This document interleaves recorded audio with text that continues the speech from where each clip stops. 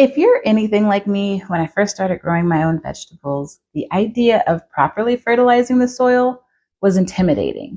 There's so many different types of fertilizer out there. Which one do you use? When do you apply it? How much is enough, but not too much? It's pretty confusing. Plus, fertilizers can be expensive, so you want to know you are spending your money effectively.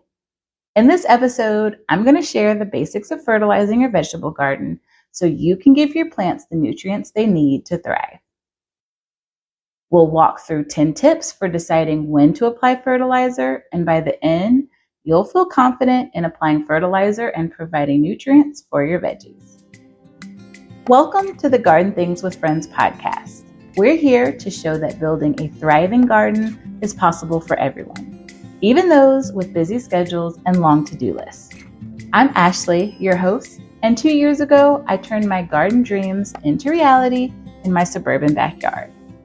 Through trial and error over the next 2 seasons, I have created a thriving garden that I absolutely love. My goal is to inspire you to create your dream garden too. So let's grow together. Hey guys, and welcome to episode 14 of the podcast. Today, we're discussing everything fertilizer. But before we dive into those tips, let's go over a few key terms and ideas about fertilizer, and let's start with the definition. So fertilizer serves as the nourishment for our vegetable garden. It enriches the soil with essential nutrients required for plant growth. It provides an immediate nutrient boost to address any deficiencies that plants may face. Fertilization plays a huge role in garden care and ensures we reap the harvest we work so hard towards. As we discussed in episode 10, having a fertile soil base is fundamental for healthy plant development, and fertilizers help in creating a nutrient-rich environment to support growth.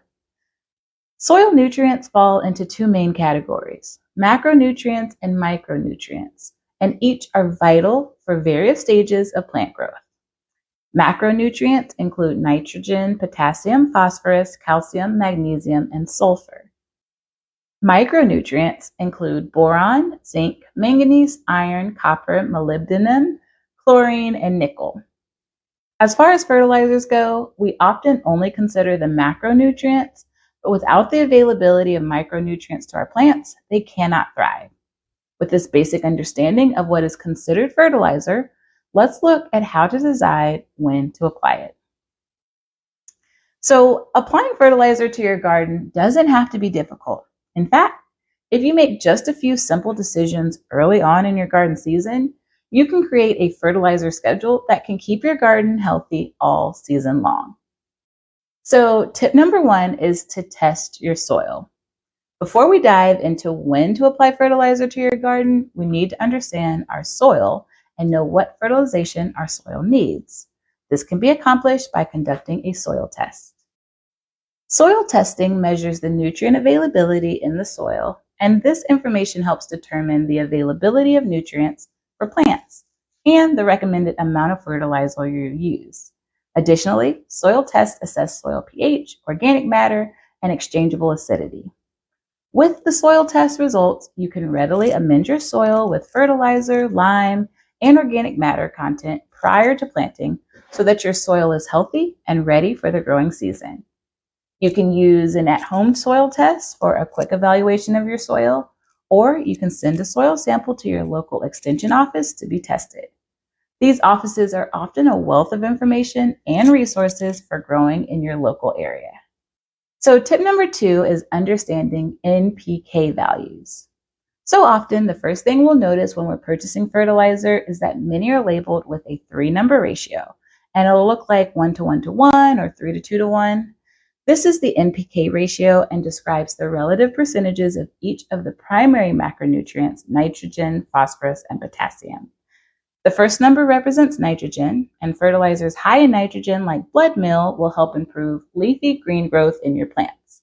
The second number represents the amount of phosphorus, and fertilizers high in phosphorus like bone meal can help improve flower, fruit production, and root development.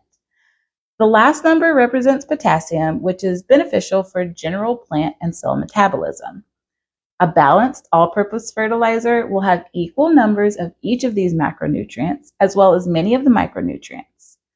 And early in plant development, you'll want to focus on fertilizers with high nitrogen content like fish emulsion. As the plants mature, a balanced fertilizer can give your plants everything they need to thrive. So tip number 3 is to apply fertilizer based on the needs of your crop. When we're determining the optimal timing for fertilizers, there are lots of factors to consider, and one is the feeding requirements of the plants that you're growing in your garden. Crops are categorized into 3 primary groups based on their nutritional needs, and they are heavy feeders, moderate feeders, and light feeders, each demanding varying levels of nutrients. Our heavy feeders are going to include highly productive plants, and they benefit from pre-planting fertilizer, mid-season application of slow-release fertilizer, and weekly liquid fertilizers. Examples of these are brassicas like broccoli and cabbage, cucurbit crops like squash and cucumbers, corn, eggplant, onion, tomato, and peppers. Our moderate feeders are going to be root crops like beets, carrots, and then okra and sweet potatoes. And they can gain a lot when you add organic matter before, during a pre-planting, but are okay throughout the season. Light feeders like bush beans, mustards, peas, and turnips require some initial feeding, but are often okay throughout the rest of the season. Now, while it's essential to tailor your fertilization to the needs of each crop, often if you're fertilizing plant by plant, it's not really feasible. So in that case, it's beneficial to plant crops with mixed fertilizer requirements in the same bed so that you avoid depleting nutrients too quickly.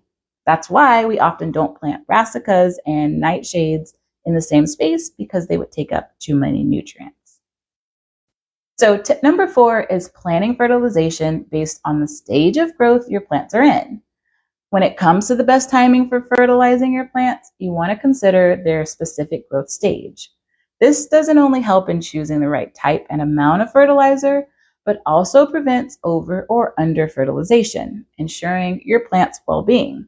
And here are a few guidelines for the different growth phases. So let's start with the seedling phase. Fertilizing your seedlings consistently after they've gotten their first set of true leaves is important for strong, healthy transplants. And this can usually be accomplished by fertilizing weekly using no more than half-strength balanced fertilizer. For the transplant phase, it's advisable to choose a full-strength fertilizer on well-watered soil.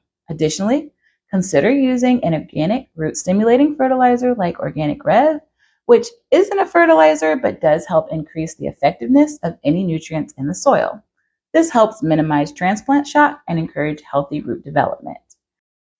Lastly, to enhance growth and productivity of mature or fruiting plants, incorporate a slow-release fertilizer every 3 to 4 weeks and supplement with liquid fertilizers weekly. By matching nutrient input with your plant's growth stage, you're going to see some thriving development. And I'll note here, it's really important to follow the provided instructions on the fertilizers to figure out the exact needs for each plant. So tip number 5 is to understand different methods of fertilizing. There are 3 main methods. We're talking pre-planting, side dressing, and foliar feeding.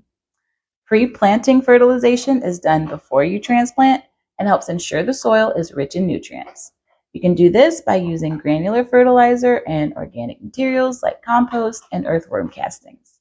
And you'll blend the fertilizer well with the soil and then sow your vegetables. For side dressing, you'll apply the fertilizer around the base of your vegetable plants.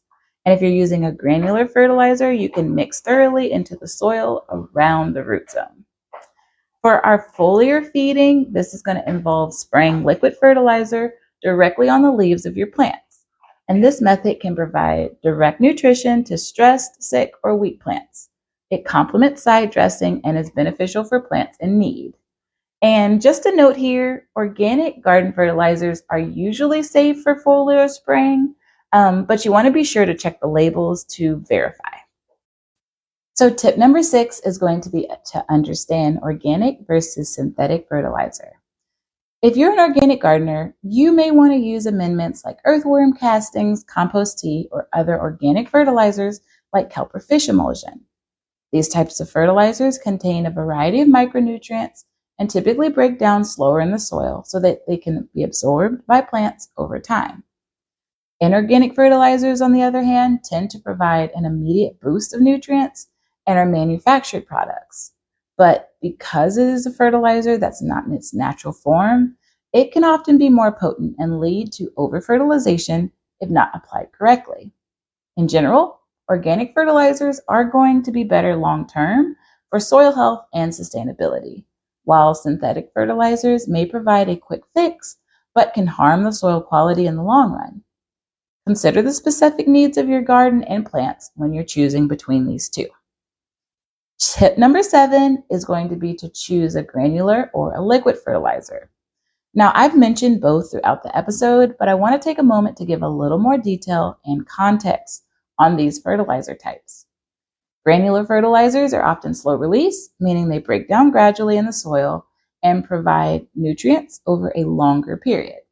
They're typically applied to the soil surface before planting or during the early growth stages. On the other hand, liquid fertilizers are fast-acting and quickly absorbed by the plants through their leaves or roots.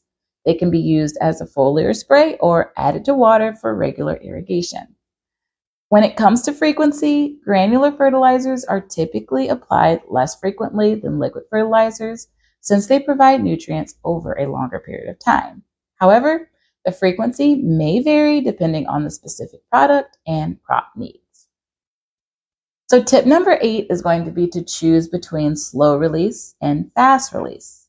And this is going to go hand in hand with the granular versus liquid debate, but I wanted to make it its own distinction. As mentioned earlier, quick release fertilizers are generally liquid for an immediate plant nutrient boost.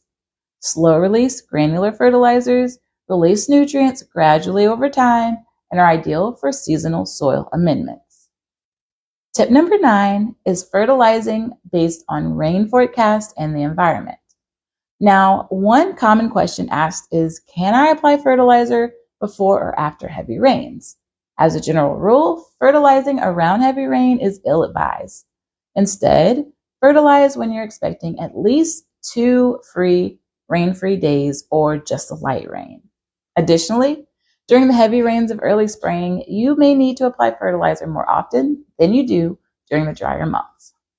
Now, for tip number 10, we want to plan our frequency based on plant deficiency signs. And this last tip for when to apply fertilizer is to monitor your plants. Our vegetables are going to give us signs of what they need, and here are a few signs to look out for. Off-colored foliage can be caused by nutrient deficiency. If the color is paler than normal, it may indicate nitrogen needs. If the leaf veins are green, but the area between them is yellow, consider iron deficiency. Plants with a phosphorus deficiency often have a reddish or purplish tint, and stunted growth may mean that there's an overall shortage of nutrients. Flowers dropping without setting fruit could indicate calcium deficiency, so look for a fertilizer with higher levels of calcium. By closely monitoring your plants and their growth, you can determine when they need additional nutritional support and adjust your fertilization frequency accordingly. Remember, always follow the instructions on your chosen fertilizer and make adjustments based on your specific garden needs. Well, that's all for this episode. Keep these tips in mind when fertilizing your garden, and you'll see healthy, thriving plants in no time. Now, if you dug this episode, I'd be honored if you would rate this podcast and spread the word to your friends who are also passionate about gardening. Your 5-star support fuels the growth of Garden Things with Friends, and together we'll cultivate a network of thriving gardens and plant-loving friends. Happy gardening, and remember, it's never the wrong time to grow where you are.